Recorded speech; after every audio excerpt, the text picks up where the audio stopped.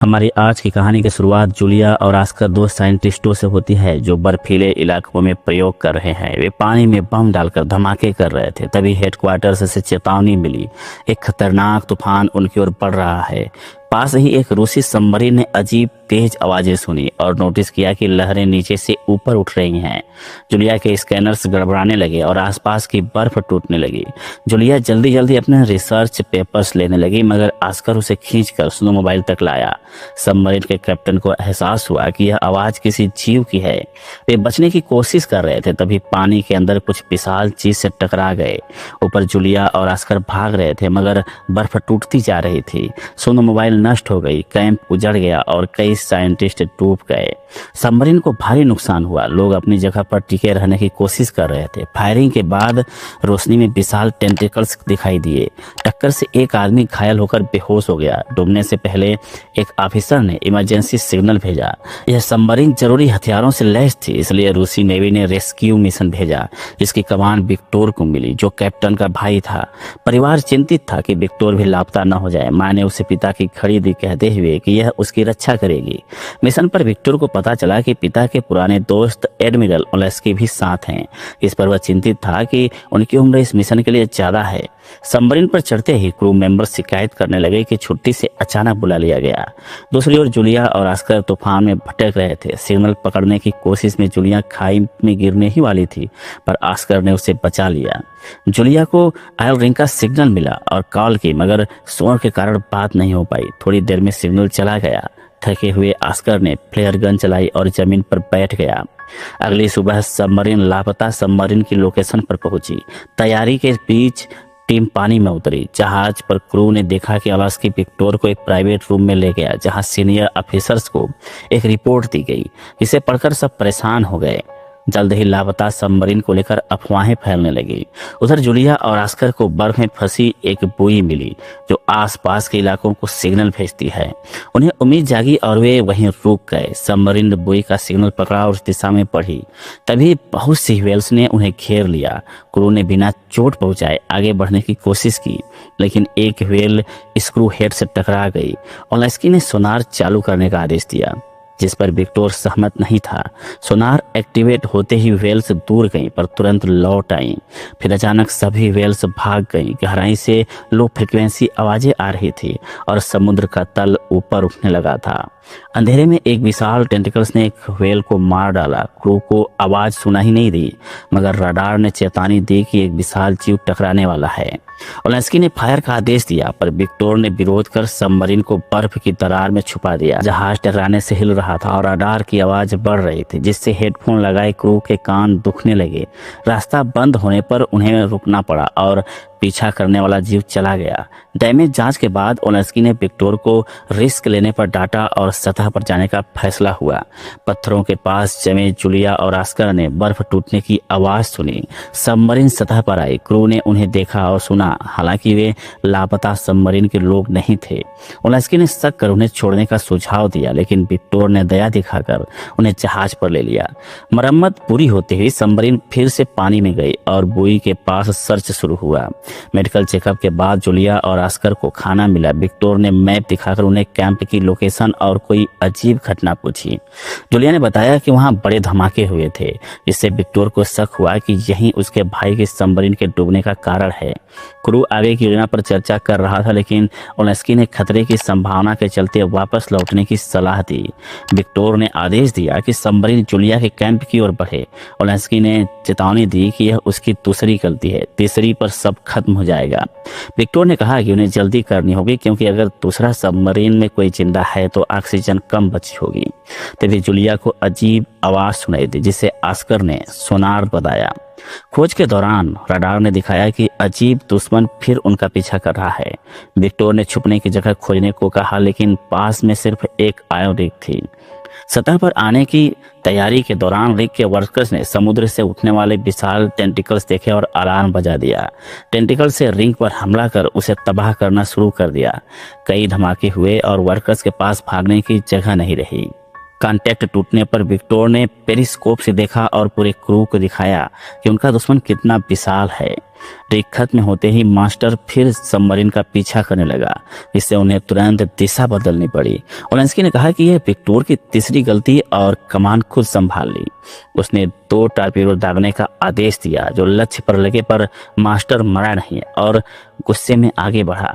डरे हुए ओलेंस्की कुछ नहीं कर पाए। तब विक्टर ने फिर कमान ली और सबमरीन को तेज भगाने को कहा। वे ज्यादातर अटैक्स से बच गए, लेकिन एक टेंटिकल्स लगा जिसमें सबमरीन को नुकसान और कई लोग घायल हुए। विक्टर का सिर टकरा गया और चक्कर आने लगे। कुछ कंप्यूटर में शॉर्ट सर्किट हुआ, एक मशीन एक आदमी पर गिर गई, सबमरीन डूबने लगी और मास्टर ने एक और जोरदार हमला किया। मिसाइल कंपार्टमेंट में अचानक धमाका हुआ और भीषण आग लग गई। क्रू ने वेंटिलेशन बंद कर एरिया सील कर दिया। 7 लोग वहीं रहकर आग बुझाने लगे। तभी टेंटिकल्स के जोरदार वार से सबमरीन तेजी से नीचे गिरने लगी। राडार ने दिखाया कि वह चारों तरफ से घिरे हैं। वह विशाल क्रैकन था जो एक दैत्याकार ऑक्टोपस जैसा था। उसके पास सिर्फ एक आखिरी मिसाइल बची थी, इसलिए अगला कदम सोच समझकर उठाना जरूरी था। विक्टर ने आदेश दिया कि सबमरीन को साइलेंट मोड पर डालो, क्योंकि समुद्री जीव आवाज से शिकार करते हैं। आग बुझाने का काम रुक गया, जिससे जहरीली गैस भरने लगी। क्रैकन की आवाज कम्युनिकेशन ऑफिसर को चुभ रही थी, पर प्लान कामयाब हुआ और क्रैकन दूर चला गया। तब तक आग फैल चुकी थी, इसे बुझाना संभव नहीं था। विक्टर ने आदेश दिया, कंपार्टमेंट खाली करो, अपनी जान बचाओ। घायल क्रू को बाहर निकाला गया और दरवाजा बंद कर आग को रोका गया। प्रेशर कंट्रोल से आखिरकार आग बुझा दी गई। घायल लोगों को भेजा गया, बाकी रिपेयर में लग गए। ऑस्कर और जूलिया ने इलाज में मदद की, जिससे उन पर भरोसा बढ़ा। चर्चा में अधिकतर ने वापस लौटने का सुझाव दिया, क्योंकि दूसरी सबमरीन का कोई पता नहीं था और क्रैकन से सुरक्षा भी नहीं थी। ओलेंस्की ने विक्टर को उसके पिता की बहादुरी याद दिलाई, जिसके बाद वह लौटने पर सहमत हुआ। वापसी के दौरान विक्टर अपने पिता की चिट्ठी पढ़ रहा था कि जूलिया आई। उसने क्रैकन देखे गए सभी स्थानों का नक्शा दिखाया और बताया कि शायद धमाके उसके पीछे ठिकाने पर लगे, जिससे वह जाग गया। बचने के लिए सोनार बंद करना जरूरी था। विक्टर ने उसके भाई के सबमरीन के बारे में पूछा तो उसने अनुमान लगाया कि ऑक्टोपस शिकार को अपने घर में ले जाते हैं और उनके कैंप के पास हो सकता है। तभी एक ऑफिसर ने सूचना दी। साइलेंट मोड की रिकॉर्डिंग में मेटल पर ठक ठक की आवाज मिली, जो जूलिया के कैंप के पास से आ रही थी। इसका मतलब था दूसरी सबमरीन में अब भी लोग जिंदा हैं। विक्टर ने क्रू को संबोधित कर कहा कि दूसरी सबमरीन में हमारे लोग जिंदगी मौत के बीच फंसे हैं और अगर हम नहीं बचाएंगे तो कोई नहीं बचाएगा। यह सिर्फ उसके भाई के लिए नहीं बल्कि किसी भी साथी के लिए है। उसने आदेश दिया कि जहाज को जूलिया के कैंप की ओर ले चलें। अचानक नट बोल्ट ढीले होने लगे, कांच और लाइटें टूट गई। सबमरीन बहुत गहराई में चली गई थी, इसलिए उसे ऊपर लाया गया। तभी एक ऑफिसर ने नोटिस किया कि वे किसी अजीब जगह आ पहुंचे हैं। विक्टर ने मिनी सबमरीन से जांच का फैसला किया और खुद पायलट बनकर 2 ऑफिसरों के साथ निकला। गहराई और प्रेशर से मेटल कराहने लगा, इसलिए उन्हें जल्दी काम करना था। आवाज के पीछे जाते हुए उन्होंने हजारों डूबे जहाज देखे, जिससे जूलिया की बातें सच साबित हुई। आखिर दूसरी सबमरीन मिली, जिसका आगे का हिस्सा सुरक्षित था। कनेक्शन बनाकर विक्टर डाइविंग सूट में अंदर गया और खुशी से देखा कि क्रू के साथ, जिसमें उसका भाई अलेक्जेंडर भी था, जिंदा है। उसने खबर मेन सबमरीन को भेजी और लोगों ने जश्न मनाया। अलेक्जेंडर ने बताया कि वे साइलेंट मोड में रहकर बीच बीच में ही सिग्नल भेजते थे।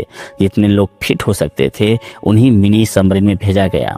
बाकी के लिए दूसरी ट्रिप जरूरी थी। विक्टर अपने भाई के साथ वहीं रुका और एक मैकेनिक को पहले बैच के साथ भेज दिया।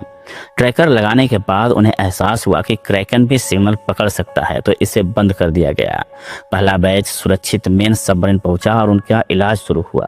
लेकिन पायलट दूसरी ट्रिप करने लायक नहीं था, तो जूलिया ने ऑस्कर को भेजा। मिनी सबमरीन निकलते ही ओलेंस्की ने देखा कि क्रैकन फिर से हरकत में है। दूसरी ओर विक्टर और अलेक्जेंडर उन घातक हथियारों की खोज में निकल पड़े जिनकी मांग उनके वरिष्ठ अधिकारियों ने की थी। वे एक तबाह हो चुके इलाके में पहुंचे और वहां स्थित तिजोरी में कुछ महत्वपूर्ण कोड हासिल किए, लेकिन जब इन कोड्स को उन्होंने कंप्यूटर में डाला तो सिस्टम ने कोई प्रतिक्रिया नहीं दी। विक्टर ने हार मानने से इनकार कर दिया और लगातार बटन दबाने के बाद अंततः मशीन चालू हो गई। स्क्रीन पर यह साफ हो गया कि वे हथियार अब भी सक्रिय है। इन हथियारों से निकल रही तरंगों को एक मिनी सबमरीन ने पकड़ लिया और सिग्नल का पीछा करते हुए उनकी लोकेशन तक आ पहुंची। इस बीच मुख्य सबमरीन में का माहौल था, क्योंकि क्रैकन खतरनाक रूप से पास आ चुका था। कप्तान ने आदेश दिया कि तुरंत जहाज को समुद्र की गहराई में ले जाए, साइलेंट मोड में डाल दिया जाए। मगर क्रैकन ने एक विशाल पत्थर सबमरीन पर दे मारा, जिससे जहाज का एक हिस्सा क्षतिग्रस्त हो गया और पानी एक कंपार्टमेंट में भरने लगा। अब क्रू चिंतित था कि ये चुप्पी कितनी देर तक बनाए रख पाएंगे। कुछ समय बाद मिनी सबमरीन विक्टर की स्थिति तक पहुंच गई, लेकिन डकिंग के दौरान गलती से ट्रैकर सक्रिय हो गया। ट्रैकर का निशाना मुख्य सबमरीन की ओर था, मगर सिग्नल पाकर वह अपनी गुफा की ओर लौट गया। मौके का फायदा उठाते हुए ओलेंस्की ने आदेश दिया कि सतह की ओर बढ़ा जाए। दौरान विक्टर पाइप के रास्ते हथियारों वाले कक्ष में पहुंचने की कोशिश कर रहा था, लेकिन क्रैकन के हमले ने रास्ता जाम कर दिया। दूसरी तरफ अलेक्जेंडर ने मिनी सबमरीन का हैच खुलने की आवाज सुनी और अपने दल को आगे बढ़ने को कहा, जबकि वह अपने भाई के इंतजार में रुका रहा। आखिरकार विक्टर हथियारों के कमरे तक पहुंचा और मिसाइलों में कूद डालना शुरू किया, जबकि अलेक्जेंडर कंप्यूटर पर वही काम कर रहा था। हथियारों को तैयार होने में समय लग रहा था, तभी क्रैकन ने उन्हें ढूंढ निकाला। टेंटिकल्स सबमरीन के चारों ओर लिपटने लगे और इस तनाव में दोनों भाइयों ने अपनी पुरानी गलतियों के लिए एक दूसरे से माफी मांग ली। अचानक एक जोरदार झटके से क्रैकन ने जहाज का आधा हिस्सा उखाड़ फेंका। सौभाग्य से वह हिस्सा पहले से खाली था। क्रैकन ने दूसरा वार करने की कोशिश की और तभी दोनों भाइयों ने एक साथ फायर बटन दबा दिया। पानी तेजी से सबमरीन में घुसने लगा तो विक्टर पाइप के रास्ते अलेक्जेंडर तक लौटा। समय बहुत कम था, हथियारों का विस्फोट तय था और सबमरीन डूबने लगी। तेज लहरों ने लोगों को अलग अलग कर दिया, लेकिन विक्टर ने पानी में अलेक्जेंडर का हाथ पकड़ा और उसे खींचकर ऊपर ले आया। दोनों किसी तरह सीढ़ियां चढ़कर मिनी सबमरीन में दाखिल हुए और दरवाजा बंद कर दिया। अब बम फटने में केवल 2 मिनट थे, मगर मिनी सबमरीन लॉन्च नहीं हो रही थी। मुख्य जहाज के साथ नीचे खींचते हुए विक्टर को इमरजेंसी लीवर याद आया। उसने उसे खींचा और सबमरीन अलग हो गई। विस्फोट के साथ उठी विशाल शॉक वेव ने उन्हें समुद्र में घुमा दिया। सबमरीन पर मौजूद लोग उनकी वापसी का इंतजार कर रहे थे। कुछ देर बाद पानी में बुलबुले दिखे और मिनी सबमरीन सतह पर आ गई। आखिरकार सभी सुरक्षित थे और दोनों भाई अपनी मां से मिल गए। अगर ये कहानी पसंद आई है तो हमें अभी लाइक कर दें, शेयर करें, सब्सक्राइब करें और बेल आइकन को दबा दें, क्योंकि अगली कहानी इससे भी धमाकेदार होने वाली है।